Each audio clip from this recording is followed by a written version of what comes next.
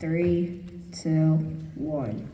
ॐ पार्थाय प्रतिबोधितां भगवता नारायणेन स्वयं व्यासेन ग्रथितां पुराणमुनिना मध्ये महाभारतम् अद्वैतां विश्ववर्षिणी भगवती अष्टादशाध्यायिनी अम्ब त्वामनुसन्दधामि भगवद्गीते भवद्वेषिणी नमोऽस्तु ते व्यासविशालबुद्धे फुल्लारविन्दायतभद्रनेत्र येन त्वया भारततैलपूर्णः प्रज्वालितो ज्ञानमयप्रदीपः प्रपन्नपारिजाताय स्तोत्रवित्रैकपाणये ज्ञानमुद्राय कृष्णाय गीतामृतदुहे नमः। सर्वोपनिषदो गावो दोग्धा गोपालनन्दनः पार्थो भक्तसुधीर्भोक्ता दुग्धं गीतामृतं महत् वसुदेवसुतं देवं कंसचाणूरमर्दनं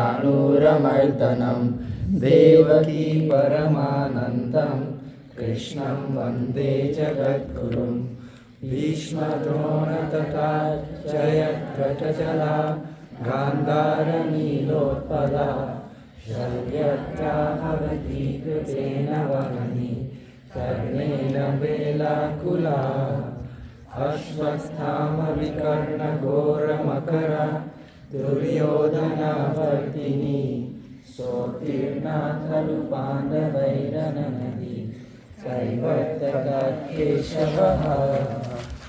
पाराशर्यवचः सरोजममलं गीतार्थगन्धोद्गतं नानाख्यानककेसरं हरिकथा सम्बोधनाबोधितम्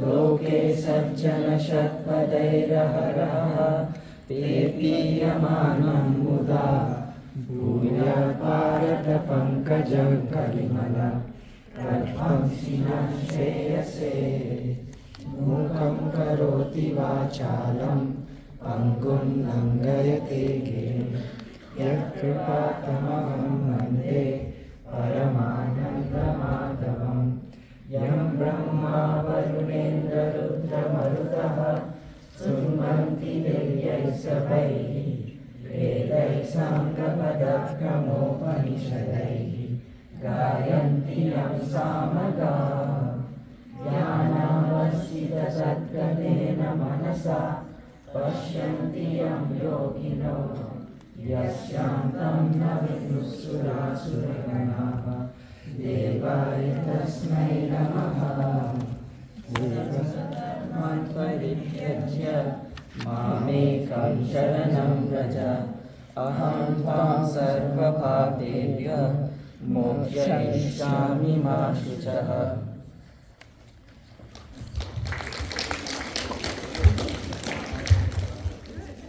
Very good. Now just the ending prayer and then just start walking to the back.